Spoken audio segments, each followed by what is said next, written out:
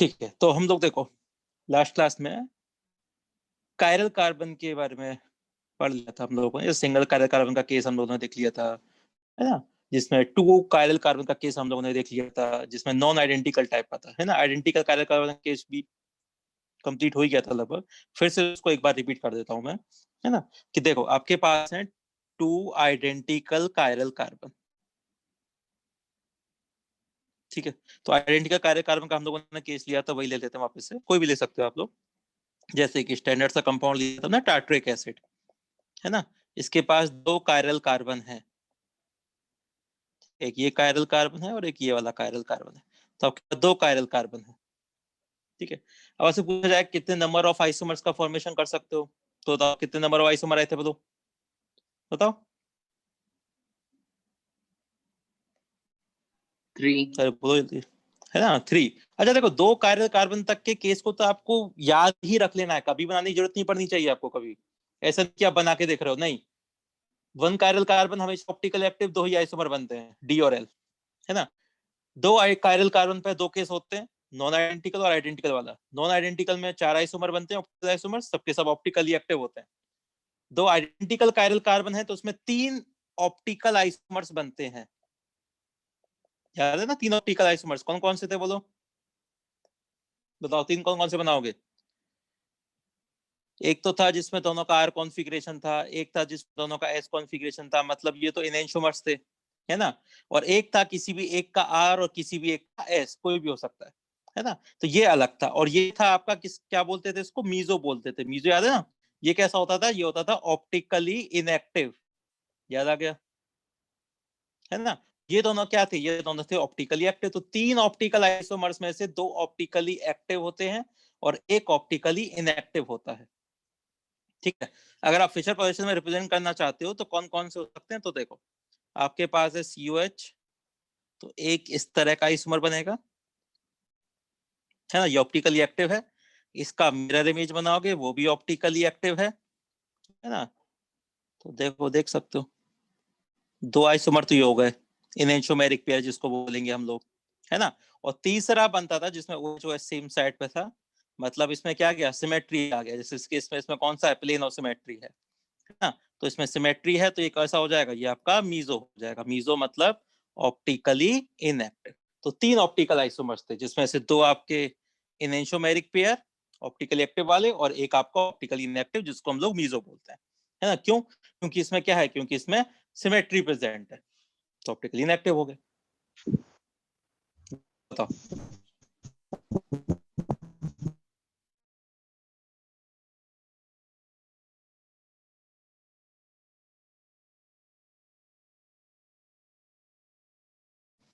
बोलो, कहीं कोई डाउट है तो बताओ, जहां तक कहीं कोई, बोलो जल्दी से।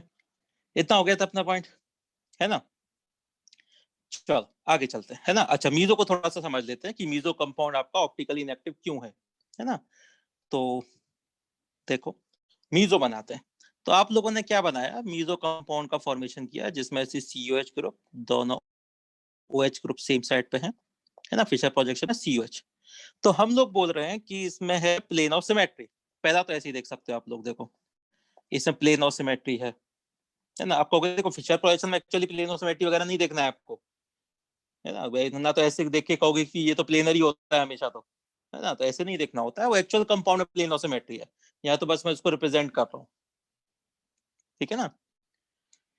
ठीक है, तो देखो इसमें प्लेन ऑफ सिमेट्री है तो ऑप्टिकली इनएक्टिव है। अच्छा, कॉन्फ़िगरेशन के बेसिस पे देखोगे तो बताओ, कॉन्फ़िगरेशन निकालो दोनों कायरल कार्बन का, बोलो क्या क्या कॉन्फ़िगरेशन आ रहा है, बताओ जल्दी बताओ। R ऊपर वाले का R कॉन्फ़िगरेशन है और नीचे वाले का S कॉन्फ़िगरेशन है ना।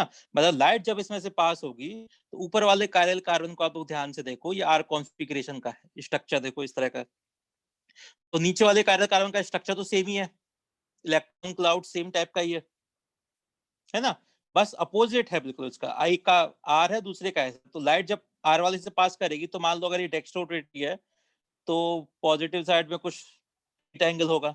जब लाइट यही आपकी दूसरे पार्ट से पास होगी तो उतने ही आपका एंगल से क्या हो जाएगा, आपका ये वाला थीटा एंगल हो जाएगा, है ना। सेम टाइप का आपके पास एंगल आ जाएगा।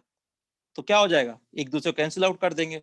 तो क्या हो जाएगा इस पे, जो भी ओवरऑल आपका एंगल ऑफ रोटेशन है वो 0 आएगा। मतलब क्या बोलोगे कि कंपाउंड कैसा है, ऑप्टिकली इनएक्टिव टाइप का कंपाउंड है, ठीक है ना। मतलब एक पार्ट दूसरे पार्ट की ऑप्टिकल रोटेशन को कैंसिल आउट कर रहा है, मतलब एक ही पार्ट अपने दूसरे पार्ट की ऑप्टिकल रोटेशन को कैंसिल आउट कर रहा है ना, इस फिनोमेना को बोलते हैं इंटरनल कंपनसेशन। क्या बोलते हैं इसको, इसको बोलते हैं इंटरनल कंपनसेशन, है ना। लिख लेंगे अभी इस पॉइंट को भी, है ना। तो इंटरनल कंपनसेशन की वजह से जो आपका बीजो कंपाउंड होते हैं वो ऑप्टिकली इनएक्टिव होते हैं, समझ में आ गया। तो ये है आपके पास मीजो कंपाउंड या मीजो आइसोमर जिसको बोलते हैं, ऑप्टिकली इनएक्टिव है। और मैंने आपसे क्वेश्चन पूछा था, बताओ कि optically inactive compound optical isomer हो सकते हैं क्या, बोलो बताओ।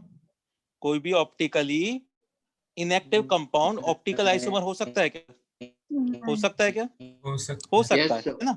हाँ, यस मीजो कंपाउंड इसका एग्जांपल है। मीजो कंपाउंड क्या ऑप्टिकल इनएक्टिव है, तो ऑप्टिकल आइसोमर होने के लिए ऑप्टिकल एक्टिव होना जरूरी नहीं है, पहला बात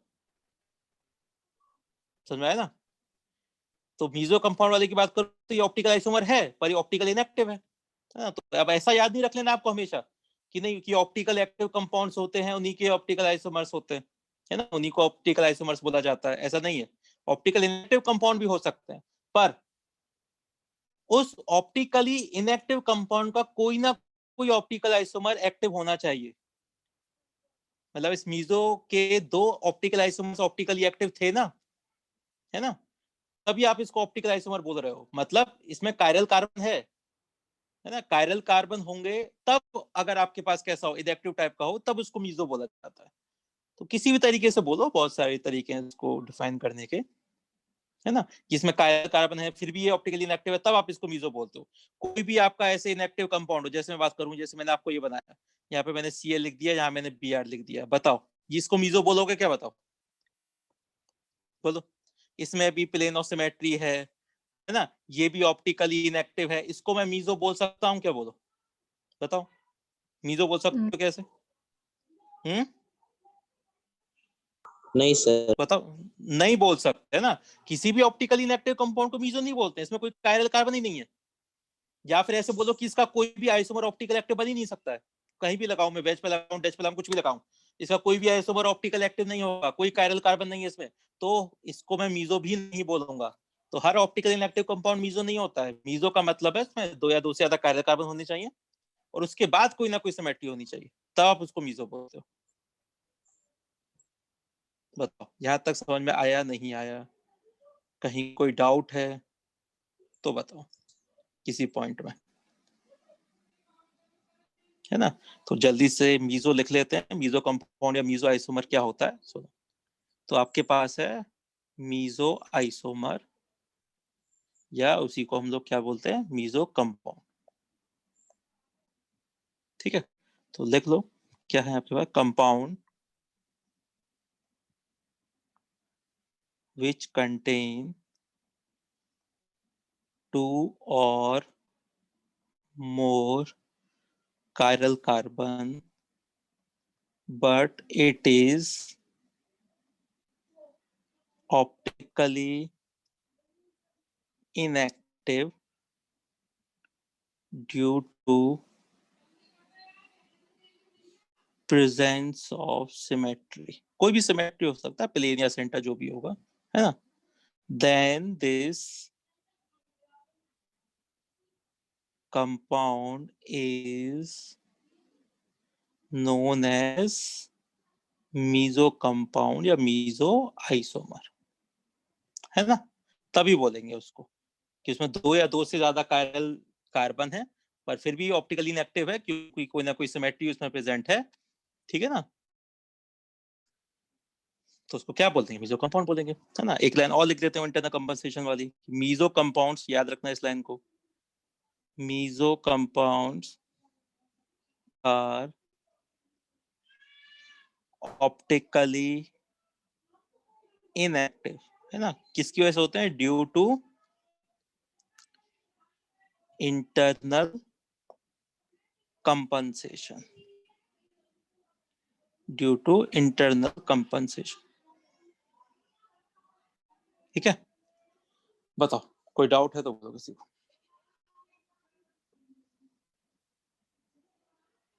समझ में आ गया पॉइंट? चलो देखो जल्दी से, फिर आगे चलते हैं।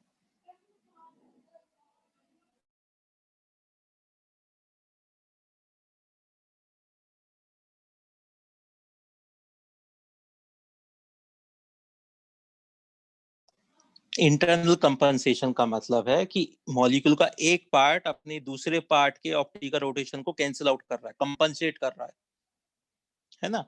जैसे ये वाला पार्ट था, इस पार्ट का कोई रोटेशन होगा डेक्स्ट्रो एल्लीवो में से जो भी है, इसका डेक्स्ट्रो होगा तो जस्ट इसका अपोजिट होगा इसके लोअर पार्ट का ऑप्टिकल रोटेशन, है ना। एंगल सेम है तो एक पार्ट दूसरे पार्ट को कैंसिल आउट ही तो कर रहा है, और क्या कर रहा है, सिमेट्रिकल है ना। तो एक पार्ट ही दूसरे पार्ट के ऑप्टिकल रोटेशन को कैंसिल आउट कर पा रहा है, तो इसलिए इसको बोलते हैं इंटरनल कंपनसेशन। इंटरनली कंपनसेट कर रहे हैं एक दूसरे को, है ना, एक दूसरे को कैंसिल आउट कर रहे हैं ऑप्टिकल रोटेशन को। ठीक है, ये मतलब होता है इंटरनल कंपनसेशन का। समझ में आ गया? तो इसलिए सिमेट्रिकल कंपाउंड जो होते हैं वो ऑप्टिकली इनएक्टिव होते हैं। रीजन समझ में आया? ये तो चलो मीजो की बात है, मीजो में आपको दिखाई दे रहा है सब चीजें, है ना। पर जो मीजो नहीं होते हैं, जो प्योरली ऑप्टिकली इनएक्टिव होते हैं, जिसमें कोई ना कोई सिमेट्री होती है, तो सिमेट्री की वजह से क्या होता है, एक पार्ट अपने दूसरे पार्ट के ऑप्टिकल रोटेशन को क्या करता है, कैंसिल आउट करता है। इसलिए बताता है कि सिमेट्रिकल कंपाउंड्स ऑप्टिकली इनएक्टिव होते हैं, है ना। और जो अनसिमेट्रिकल होते हैं वो होते हैं फिर ऑप्टिकली एक्टिव, उन्हीं को कायरल बोलते हैं। बताओ ये समझ में आ गया क्यों होता है ऐसा? चलो और बोलो, और किसी को डाउट है तो बताओ। किसको डाउट है? शिवम को क्या डाउट है, बताओ शिवम। सर जो आप बोलो कोई डाउट। ब्रोमीन और क्लोरीन वाला क्वेश्चन अभी लिए थे ना, वो वाला रिपीट कर दीजिए। उसमें ऐसा है देखो कि कोई भी इनएक्टिव कंपाउंड ले सकता हूँ, ब्रोमीन क्लोरीन से मतलब नहीं, ये इनएक्टिव कंपाउंड है, ये आपको पता है क्योंकि इसमें प्लेन और सिमेट्री है ना।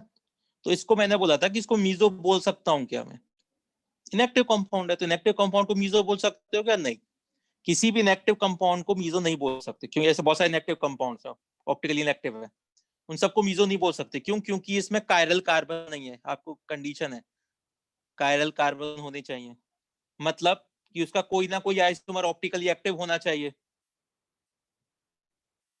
ठीक है ना, तभी आप उसको मीजो बोल सकते हो। ठीक है ना, इसमें कोई कायरल कार्बन नहीं है तो इसको मीजो बोल भी नहीं सकते। तो हर इनएक्टिव कंपाउंड मीजो नहीं होता है, ये मतलब है कहने का, ठीक है ना। क्लियर है सर। चलो और बोलो, और किसी को कोई डाउट है तो बताओ। देख लिया सबने, आगे चले।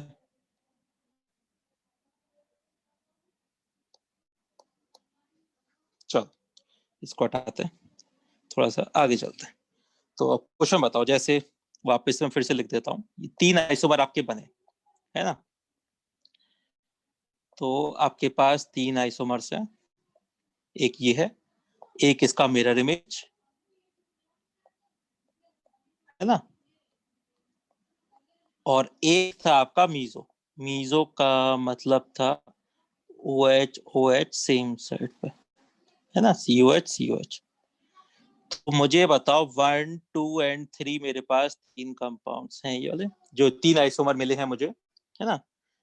तो मैंने ये बोला था कि इसको मीजो हम लोग तब बोलते हैं कि इसका कोई ना कोई ऑप्टिकल आइसोमर ऑप्टिकली एक्टिव है कि नहीं है। देखो ये स्टीरियो आइसोमर है इसके दोनों, ये ऑप्टिकली एक्टिव है, तो इसको हम लोग मीजो बोल सकते हैं इनएक्टिव वाले को, है ना। तो इसका मतलब वही है कि इसमें कायरल कार्बन होने चाहिए, और कायरल होगा तो कोई ना कोई फॉर्म तो एक्टिव होगी ना, ठीक है ना। सब फॉर्म तो इनएक्टिव हो नहीं सकती है, सब ऑप्टिकल आइसोमर तो इनएक्टिव हो नहीं सकते, ठीक है ना।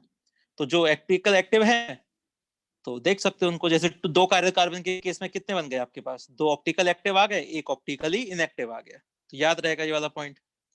अच्छा चलो आप रिलेशनशिप बताओ मुझे इन सब में, है ना। जैसे मैं आपसे पूछूं 1 एंड 2 में क्या रिलेशनशिप है, बोलो क्या बोलोगे इनको? इनएंशियोमर्स। हाँ ये क्या है, इनएंशियोमर्स है, क्योंकि मिरर इमेज है, मिरर इमेज ऑप्टिकल आइसोमर्स या कोई भी स्टीरियो आइसोमर, है ना, इनएंशियोमर्स। अच्छा 1 और 3 क्या होता है बताओ? डायस्टेरियोमर्स। हाँ, डाई स्टीरियोमर्स हो जाएंगे क्योंकि नॉन मिरर इमेज है। अच्छा 2 और 3 को क्या बोलोगे, क्या रिलेशनशिप है? डायस्टेरियोमर्स। हाँ ये भी डायस्टीरियोमर्स है ना। तो डायस्टीरियोमर्स और इनैंशियोमर्स समझ में आ गए। इनैंशियोमर्स होते हैं केवल मिरर इमेज, है ना, ऑप्टिकल एक्टिव कंपाउंड के, वो भी क्योंकि इनएक्टिव कंपाउंड का मिरर इमेज बनाओगे तो आइडेंटिकल हो जाएगा। जैसे मीजो कंपाउंड ऑप्टिकली इनएक्टिव है, आप समझो, देखो ये है मीजो कंपाउंड, ये कैसा है, ऑप्टिकली इनएक्टिव है। तो इस ऑप्टिकली इनएक्टिव का अगर मैं मिरर इमेज बना दूं तो बताओ कोई मुझे नया कंपाउंड मिलेगा क्या? बोलो बोलो, इन दोनों में क्या रिलेशनशिप है बताओ, बोलो क्या बोलोगे इन दोनों को, बताओ। मीजो कंपाउंड है, मीजो कंपाउंड का मिरर इमेज बना दिया मैंने, सॉरी सर OH है वो ना। OH होगा ना? हाँ हाँ हाँ वो चाहिए। हाँ बोलो आइडेंटिकल। बोलो, आइडेंटिकल है ना। किसी भी ऑप्टिकली इनएक्टिव कंपाउंड का आप मिरर इमेज बना देते हो तो मतलब वो सेम कंपाउंड को रिप्रेजेंट करता है, आइडेंटिकल है, वो एक ही कंपाउंड है, वो दोनों कोई अलग कंपाउंड नहीं है ना। मिरर इमेज केवल ऑप्टिकल एक्टिव कंपाउंड की एक दूसरे कंपाउंड बनाती है ना। जैसे यहाँ पे मैंने ऑप्टिकल एक्टिव कंपाउंड था, इसका मैंने मिरर इमेज बनाया तो मुझे नया कंपाउंड मिला, सेकंड नंबर, है ना, वो इसका इनैंशियोमर है, आइसोमर है उसका। पर अगर मैं किसी ऑप्टिकली इनएक्टिव कंपाउंड का अगर मिरर इमेज लेता हूं तो वो उस पर सुपर इम्पोजेबल होता है, ये इस पे सुपर इम्पोज हो जाएगा, देखो सीधा सीधा इसको सुपर इम्पोज करा सकते हो आप लोग, है ना। और सुपर इम्पोजेबल है मतलब कैसा है, आइडेंटिकल है, तो सेम इमेज मिलती है, ठीक है ना। बोलो ये बात समझ में आया नहीं आया बताओ, इसमें कोई डाउट है तो यस बोलो, सर। है ना। वही पॉइंट घुमा फिरा के वही सेम पॉइंट बता रहा हूँ बार बार मैं, और आपको हर तरह से समझ में आना चाहिए। बोलो यहाँ तक कहीं कोई डाउट? तो 3 कायरल कार्बन के केस समझ में आ गए आपको, मतलब 3 मतलब एक सिंगल कायरल कार्बन, एक आइडेंटिकल टू और एक नॉन आइडेंटिकल वाली टू, है ना। अपने सिलेबस में इतना है आपके पास, थोड़ा सा एक्स्ट्रा भी पढ़ेंगे हम लोग, वो बाद में बताऊंगा मैं आपको, और 3 कायरल कार्बन वाले केस भी देख लेंगे हम लोग, है ना। पर इतना आपका सिलेबस का पार्ट है, 2 कायरल कार्बन तक तो आपको हमेशा याद ही रहना चाहिए। कभी कोई भी क्वेश्चन पूछ ले तो ऐसा नहीं कि आप बना के देख रहे हो, नहीं, सीधा याद ही रहना चाहिए हमेशा, ठीक है। लिख लो जल्दी से, आगे चलते हैं फिर।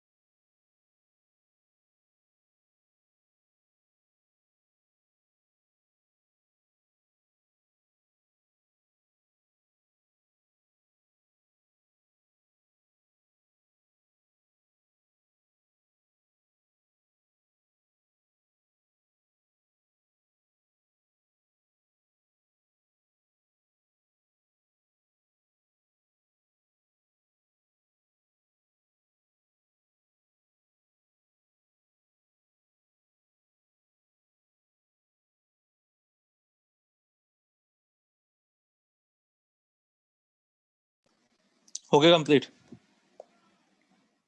चले आगे। तो देखो अभी तक हम लोगों ने क्या क्या पढ़ा, आपके पास 1 कायरल कार्बन है, एक कायरल कार्बन पे केवल 2 ही आइसोमर बनते हैं, एक डेक्स्ट्रो होता है, एक लीवो होता है, मतलब कोई एक R होगा एक S होगा, बस। दोनों के दोनों कैसे होते हैं, ऑप्टिकली एक्टिव, हमेशा ऑप्टिकली एक्टिव रहेंगे। एक कायरल कार्बन कंपाउंड हमेशा ऑप्टिकली एक्टिव होता है ना। नेचर में 2 फॉर्म में पाया जाता है, एक डेक्स्ट्रो फॉर्म और एक लीवो फॉर्म, ठीक है। या R और S कॉन्फ़िगरेशन बोल दो, अगर डेक्स्ट्रो लीवो नहीं चाहिए तो कोई भी RS कॉन्फ़िगरेशन, एक का R और एक का S, ऑप्टिकल एक्टिव है हमेशा। 2 कायरल कार्बन के 2 केस होते हैं, कौन कौन से? एक तो होते हैं नॉन आइडेंटिकल वाले, है ना, और एक होता है आइडेंटिकल। नॉन आइडेंटिकल के बनते हैं आपके पास 4 ऑप्टिकल आइसोमर्स, है ना, और सबके सब ऑप्टिकली एक्टिव होते हैं। कभी भी इनएक्टिव बन सकता है कि ये बताओ, नॉन आइडेंटिकल है तो, अगर अनसिमेट्रिकल टाइप का है, है ना। तो हमेशा कैसे होते हैं, ऑप्टिकली एक्टिव। तो कोई भी केस हो, कितने भी कायरल कार्बन हो, अगर नॉन आइडेंटिकल टाइप के कायरल कार्बन है तो जितने भी आइसोमर बनेंगे वो सब कैसे होंगे, ऑप्टिकली एक्टिव होंगे। हाँ, आइडेंटिकल कायरल कार्बन अगर आपके पास है तो ही उसमें मीजो कंपाउंड्स बन सकते हैं, है ना। तो इसमें 3 ऑप्टिकल आइसोमर बनते हैं, 3 आइसोमर्स हैं ऑप्टिकल आइसोमर्स, जिसमें से 2 आपके एनेंटियोमर्स होते हैं और एक आपका मीजो होता है। मीजो मतलब ऑप्टिकली इनएक्टिव। तो आइडेंटिकल कायरल कार्बन के केस में इनएक्टिव वाले कंपाउंड बनते हैं, मीजो कंपाउंड बनता है बस। और इनएक्ट ये नॉन आइडेंटिकल में कभी भी मीजो नहीं बनते। बोलो, यहां तक बात समझ में आई नहीं आई? बोलो, किसी को अभी भी डाउट हो तो बताओ।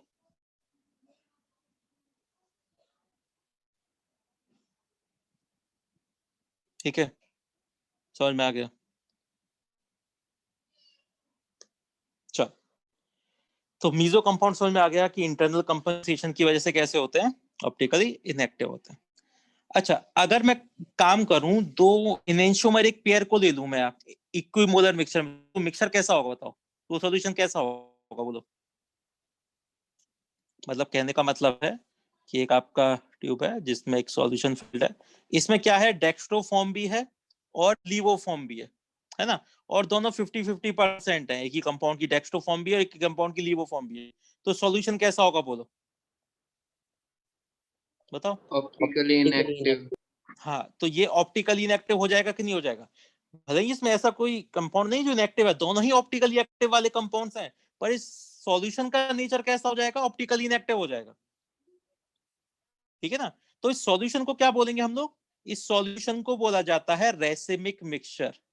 क्या बोलते हैं, रेसिमिक मिक्सचर बोलते हैं इसे, है ना। कि इसमें कंपोनेंट्स तो ऑप्टिकली एक्टिव हैं, पर क्या कर रहे हैं, एक दूसरे के ऑप्टिकल रोटेशन को कैंसिल आउट कर रहे हैं। एक कंपाउंड दूसरे कंपाउंड के ऑप्टिकल रोटेशन को कैंसिल आउट कर रहा है, और देखो सेम अमाउंट में भी है, तो ऑब्वियसली बात है पूरा एक दूसरे को कैंसिल आउट कर देंगे, है ना। तो ओवरऑल सॉल्यूशन कैसा दिखेगा, कि ऑप्टिकली इनएक्टिव है, पर इंडिविजुअल कंपोनेंट तो ऑप्टिकली एक्टिव है। तो ऐसा जो मिक्सचर होता है, ऐसा जो सॉल्यूशन होता है, उसको रेसिमिक मिक्सचर बोला जाता है। बात समझ में नहीं आया? बोलो। तो लिख लेते हैं जल्दी से ना इसको अच्छे से, तो हेडिंग डाल दो, लिखो रेसिमिक मिक्सचर। ये टर्म्स हैं, बहुत इंपॉर्टेंट है और याद रखना इन सब टर्म्स को, है ना। तो रेसिमिक मिक्सचर क्या होता है, इक्विमोलर मिक्सचर लिख लो, equimolar mixture of enantiomeric pair is known as racemic mixture। ठीक है ना, एनेंशियोमेरिक पेयर का इक्विमोलर मिक्सचर है तो उसको क्या बोलते हैं, रेसिमिक मिक्सचर बोलते हैं, है ना। जैसे मीजो कंपाउंड इंटरनल कंपनसेशन की वजह से इनएक्टिव था, उसी तरह से रेसिमिक मिक्सचर बताओ किस रीजन की वजह से ऑप्टिकली इनएक्टिव होता है, बोलो। कंपनसेशन को क्या बोलेंगे, एक्सटर्नल कंपनसेशन, है ना, क्योंकि एक पूरा कंपाउंड दूसरे कंपाउंड के ऑप्टिकल रोटेशन को कैंसिल आउट कर रहा है। तो रेसिमिक मिक्सचर जो इनएक्टिव होते हैं वो होते हैं एक्सटर्नल कंपनसेशन की वजह से। तो racemic mixture is optically inactive due to external compensation, external compensation। बताओ, बात समझ में नहीं आया? बोलो। is inactive due to external compensation मतलब जैसे मैं आपसे बोलूं एग्जांपल के लिए, कि आपके पास जैसे डी ब्यूटेन 2 ऑल था और इसमें अपने एल ब्यूटेन 2 ऑल भी है इसमें, है ना, और दोनों है 50-50% है ना। तो एक ही कंपाउंड की दोनों फॉर्म्स एनेंशियोमेरिक फॉर्म्स हैं। तो इस मिक्सचर को हम लोग क्या बोलेंगे, इस मिक्सचर को हम लोग बोलेंगे रेसिमिक मिक्सचर। ठीक है, बताओ, यहाँ कहीं कोई डाउट है तो बताओ। अच्छा, एक और पॉइंट बताओ मुझे, अगर मैं ऐसा करता कि डी ब्यूटेन 2 ऑल है और इसमें मैं मिक्स कर दूं एल क्लोरोब्यूटेन, है ना, 2 क्लोरोब्यूटेन, L2 क्लोरोब्यूटेन ना, दोनों 50-50% है। बताओ इस मिक्सचर को रेसिमिक बोलोगे क्या आप लोग? नहीं। क्यों नहीं नहीं। बोलोगे? इसमें भी तो 50-50% है, एक डी फॉर्म है और एक एल फॉर्म है, और दोनों ही 50-50% है, इक्विमोलर है। दोनों का स्पेसिफिक रोटेशन अलग होगा। हाँ, क्योंकि दोनों का रोटेशन अलग है ना, तो ओवरऑल कैंसिल आउट थोड़ी ना कर पाएगा, है क्या नहीं? तो मतलब कुछ ना कुछ ऑप्टिकल एक्टिविटी रहेगी, या तो डेक्स्ट्रो वाली की ज्यादा होगी तो डेक्स्ट्रो रह जाएगी, लियो वाली की ज्यादा होगी तो लियो रह जाएगी, कहीं ना किसी ना डायरेक्शन में रिजल्टेंट तो बच ही जाएगा आपका। तो इस टाइप के मिक्सचर को आप लोग रेसिमिक नहीं बोलते हो, है ना, नॉट रेसिमिक, ये रेसिमिक नहीं है। तो कोई भी डीएल नहीं, इनेंशियोमेरिक पेयर का इक्विमोलर होना चाहिए। और एक्चुअली रेसिमिक मिक्सचर आप बनाते नहीं हो, ऐसा नहीं कि आप पकड़ा एक इतना मोल लिया और दोनों को मिला दिया। रेसिमिक एक्चुअली रिएक्शन से बनते हैं, पता है आपको? रिएक्शन से बनाए जाते हैं। कैसे बनते हैं रिएक्शन से? देखो, जैसे अभी आप लोगों ने रिएक्शन पोर्शन की तरफ जब चलोगे, है ना, इस टॉपिक के बाद रिएक्शन मैकेनिज्म वगैरह ही स्टार्ट होगा आप लोगों का। तो मैं आपको एक ऐसा क्वेश्चन बताता हूँ, देखो सिंपल सा क्वेश्चन समझने के लिए समझो कि आपके पास है एक कंपाउंड है ketone CH3 C double bond और एक तरफ इथाइल ग्रुप, है ना। इसकी रिएक्शन मैंने कराया HCN के साथ, है ना, HCN CN माइनस HCN के साथ रिएक्शन कराते हैं। तो क्या हो जाता है, CN जाके अटैच हो जाता है इस पे, कार्बन पे जाके। तो क्या बन जाएगा, CH3 कार्बन से अटैच हो गया आपका OH, तो थाई मतलब CN अटैच हो गया बेसिकली, OH ऑलरेडी है और एक इथाइल ग्रुप है ना। तो एक बात बताओ, ये जो प्रोडक्ट बना है वो कायरल है कि नहीं है, पहले बताओ। इसमें कायरल कार्बन है, बोलो। एक कायरल कार्बन है ना, यस। ये रहा कायरल कार्बन। तो कायरल कार्बन बना है ना, पहले तो कायरल कार्बन था नहीं, है ना। तो एक कायरल कार्बन जनरेट हुआ है रिएक्शन से। एक कायरल कार्बन का मतलब है दोनों फॉर्म बनेगी, मतलब डेक्स्ट्रो फॉर्म भी बनेगी और लीवो फॉर्म भी बनेगी, है ना। और जो CN का अटैक करने की टेंडेंसी वो बराबर है, प्लेनर है आपका कार्बोनिल ग्रुप, है ना। तो सेम टाइप का प्रोडक्ट का फॉर्मेशन कर सकता है। तो 50-50 अमाउंट में बनता है। तो इस मिक्सचर को आप लोग रेसिमिक बोलते हो। जब प्रोडक्ट बनता है ना, तो इसको रेसिमिक बोला जाता है। बताओ, बात समझ में नहीं आया? तो रिएक्शन से बनते हैं रेसिमिक मिक्सचर। जब इक्विमोलर अमाउंट में आपके डीएल पेयर बन जाते हैं ना रिएक्शन से किसी से, तो उस मिक्सचर को क्या बोलेंगे, रेसिमिक मिक्सचर बोलेंगे इसे। समझ में आया? तो जब रिएक्शन पोर्शन की तरफ चलेगा तब ज्यादा काम आएगा सब चीजें। अभी के लिए तो बस केवल डेफिनेशन याद रखो कि किस तरह से होता है ना। लिख लो जल्दी से।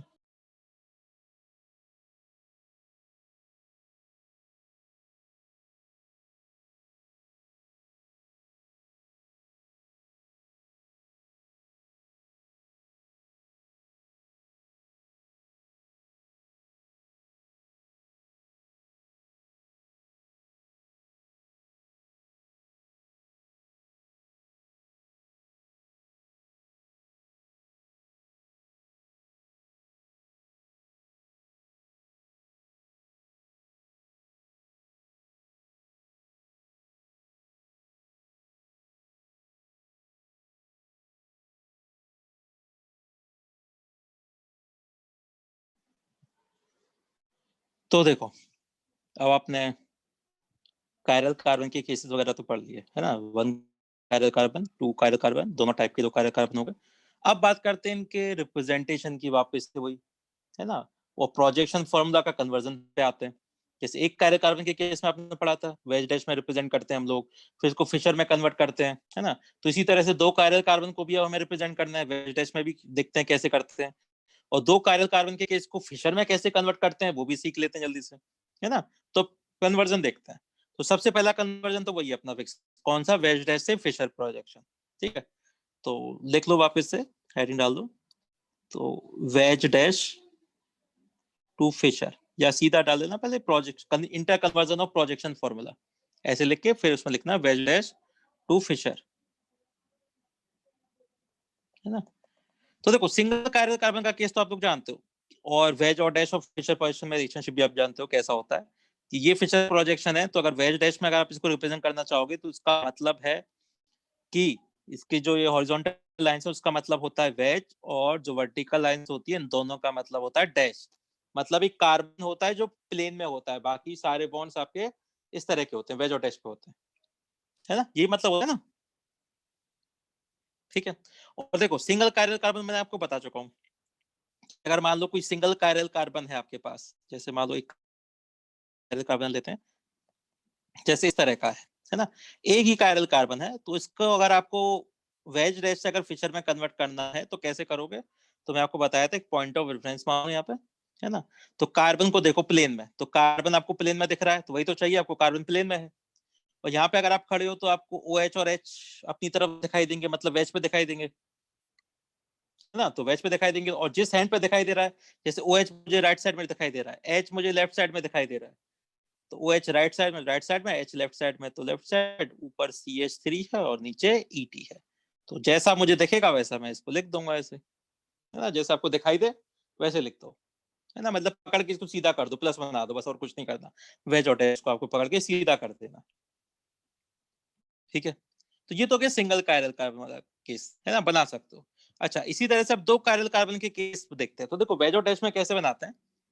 वेज और डैश तो देखो एक नॉर्मल सा प्रोजेक्शन फॉर्मूला है, जो स्पेशली तो नहीं है किसी के लिए, कहीं भी यूज कर सकते हो, है ना। फिशर प्रोजेक्शन स्पेशली आप लोग ऑप्टिकल के लिए यूज करते हैं। तो वेज और डैश कैसे आप डिनोट कर सकते हो, तो दो कायरल कार्बन देखते हैं हम लोग। जैसे देखो ये दो कायरल कार्बन है ना, इसमें OH और H, एक कायरल कार्बन ये हो गया, और दूसरा बना देता हूँ H, और इधर भी OH लगा देता हूँ, एक कायरल कार्बन ये हो गया, है ना। यहाँ पे CH3 लगा देता हूँ, यहाँ पे एथाइल लगा देता हूँ। तो देखो दो कायरल कार्बन है कि नहीं, बताओ। ये भी कायरल है और ये भी कायरल है ना। और वेज और डैश में एक चीज याद रखना, कि दो बॉन्ड एक प्लेन में होते हैं। तो देखो दो बॉन्ड एक प्लेन में है, और बाकी दो बॉन्ड एक वेज और एक डैश होता है। देखो है ना, एक कायरल कार्बन पे देखो दो बॉन्ड प्लेन में है, एक वेज एक डैश। इधर भी देखो भैया, दो बॉन्ड एक प्लेन में और एक वेज और डैश। देखो इस तरह से रिप्रेजेंट कर सकते हो आप दो कायरल कार्बन के केस को। समझ में आ गया, दो कायरल कार्बन है, बना दिया आपने वेज और डैश में, इस तरह से। अब इसको क्या करना है, आपको कन्वर्ट करना है किस में। अब आप करोगे फिशर प्रोजेक्शन में, तो सबसे पहले तो ऐसे दो कायरल कार्बन बना दो, है ना। तो इस वाले कायरल कार्बन को यहाँ बनाते हैं, है ना, कहीं भी बना सकते हो, पर स्टैंडर्ड इसी तरह से याद रखो वरना कंफ्यूज हो जाओगे, है ना। तो ऊपर वाला कायरल कार्बन, तो इसमें भी वही करना है आपको, सेम यही काम करना है। जैसे एक कायरल कार्बन बनाते थे ना, वैसे दो कायरल कार्बन बनाना है। अब ऐसे समझो कि दो अलग अलग कायरल हैं एक एक, तो ऐसे बना लो। यही पॉइंट ऑफ रेफरेंस होगा, यही मेरा पॉइंट ऑफ रेफरेंस है। तो मैं यही देखना स्टार्ट करता हूँ। तो कार्बन मुझे प्लेन में दिखेगा, दिख गया। राइट साइड पे क्या है मेरे, OH, तो OH लिख दूंगा मैं। लेफ्ट साइड पे क्या आ रहा है मेरे, H, तो मैं H लिख दूंगा। ऊपर क्या दिखाई दे रहा है मुझे, CH3 लिख दूंगा। और नीचे तो पूरा कायरल कार्बन है ये एक। बताओ इतना समझ में आया नहीं आया, बोलो। ठीक है, बताओ जल्दी से, कोई कंफ्यूजन है तो बताओ, है ना। अब देखो ये वेज पे था OH, और यहाँ भी वेज पे है OH, मतलब वेज वेज मतलब एक साथ ही है दोनों, सेम साइड पे ही है। तो जहां OH है ना, उसी के साथ में मैं यहाँ पे क्या लिख दूंगा, H लिख दूंगा, क्योंकि दोनों सेम साइड पे आ रहे हैं, वेज और वेज पे आ रहे हैं। और जो H डैश पे है, उसी के साथ ही डैश पे OH है, तो मैं OH को H वाली जगह पे लिख दूंगा। जहां पे जिस साइड पे H है, उसी साइड आप OH लिख दो, और लास्ट में तो इथाइल बच जाएगा। तो बस इसको ऐसे कर देना है आपको, है ना। Point of reference bar bar change नहीं करना है आपको, एक बार जहां पे पॉइंट ऑफ रेफरेंस मान लिया वही रहेगा पूरा, है ना। ऐसा मत करना कि एक कार्बन के लिए पॉइंट ऑफ रेफरेंस मान लिया, दूसरे के लिए यहाँ मान लिया, नहीं ऐसा नहीं है ना, एक ही रहने देना है। तो जिस साइड जो ग्रुप दिखाई दे उसको साइड दोनों लिख दो। जैसे OH और H आपको इधर दिखाई दे रहा है राइट साइड में, तो OH H को आपने राइट साइड पे लिख दिया। H OH डैश पे दिखाई दे रहे हैं, तो एक साथ लिख दिए। बताओ इसमें कहीं कोई डाउट है तो बोलो,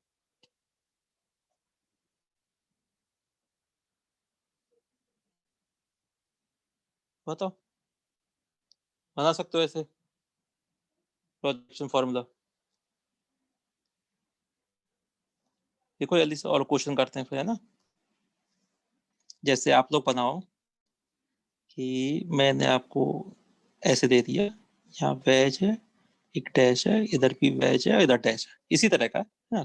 कोई भी आप ग्रुप लगा सकते हो, जैसे मैंने यहाँ पे COH ग्रुप लगा दिया, है ना, OH H कर दिया, यहाँ पे H है, Cl है, यहाँ CH3 है। बताओ इसका प्रोजेक्शन फॉर्मूला बताओ, बोलो कैसे बनेगा, बताओ बताओ सब लोग कॉपी में, फिशर प्रोजेक्शन में कन्वर्ट करो इसको।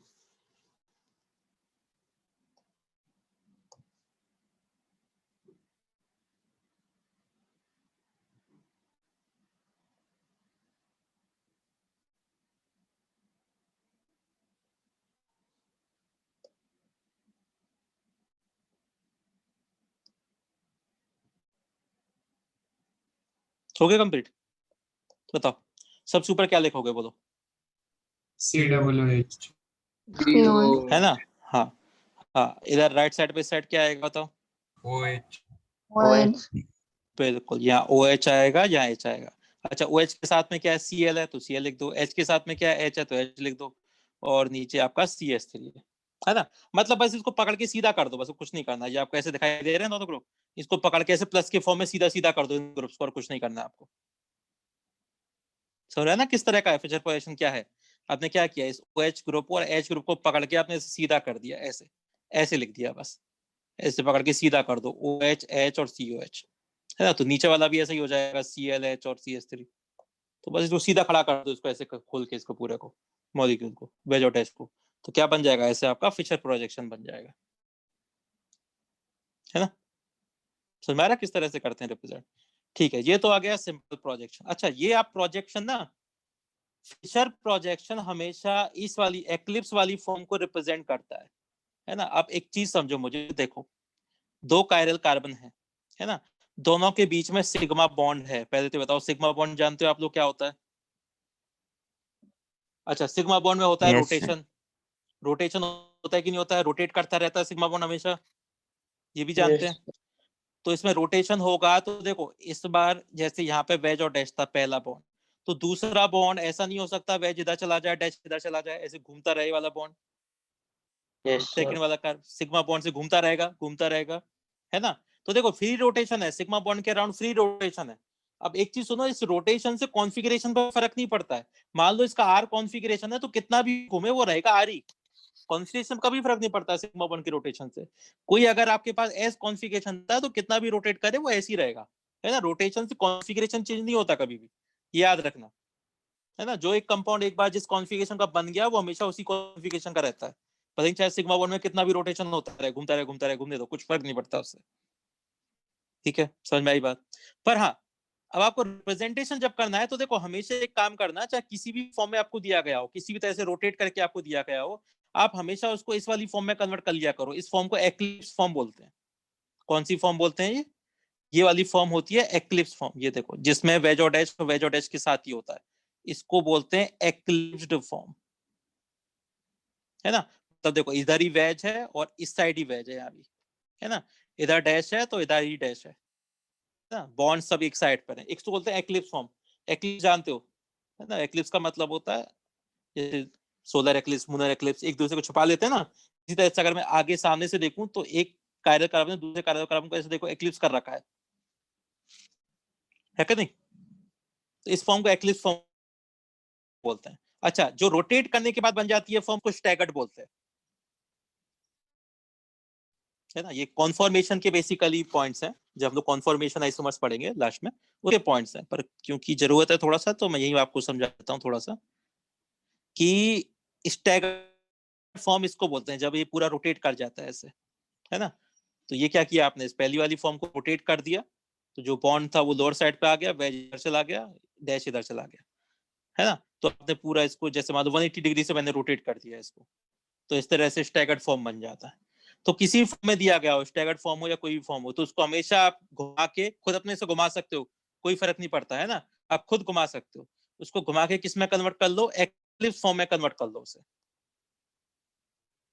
बताओ बात समझ में आया नहीं आया, बोलो।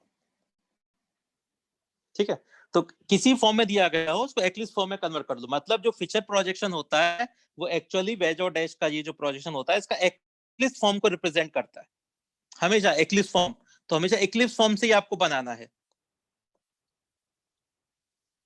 ठीक है, बातें समझ में आई नहीं आई, बोलो, है ना? तो इतना थोड़ा समझने बना लो, फिर मैं आपको क्वेश्चन बताता हूँ कि देखो करना क्या है, कैसे करने क्वेश्चन। बनाओ जल्दी से इतना।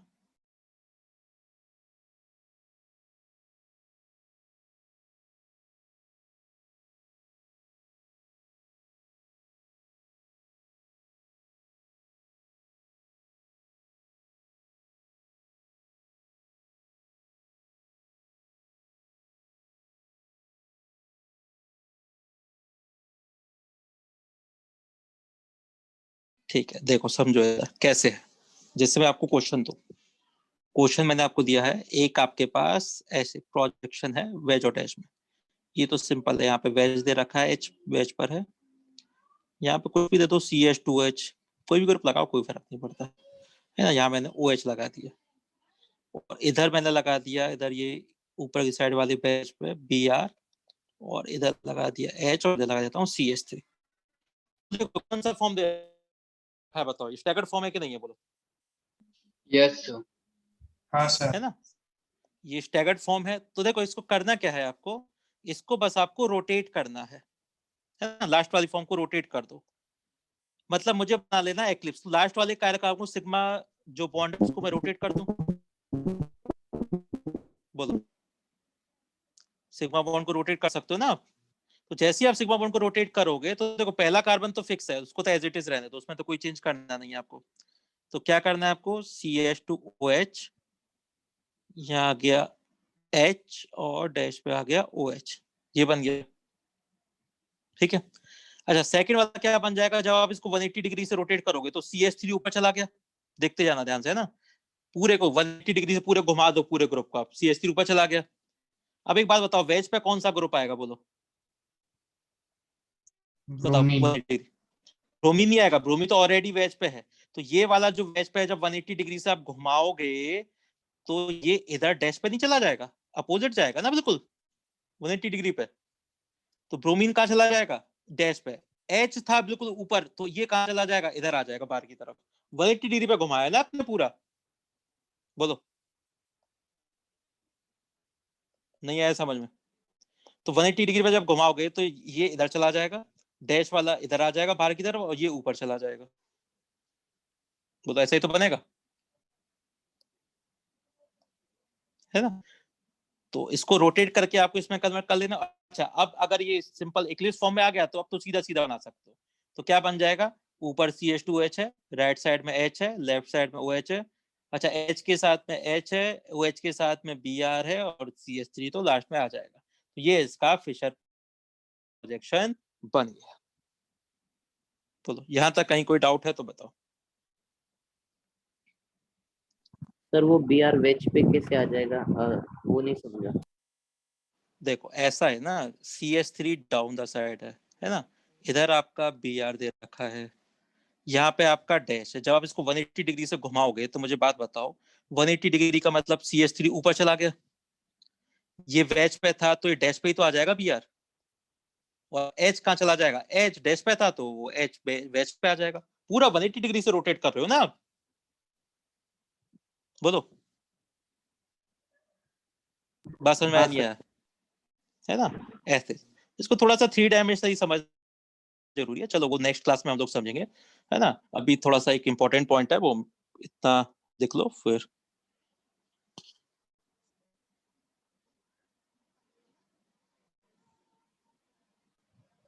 हाँ श्रद्धा मैम है ग्रुप में, ठीक है।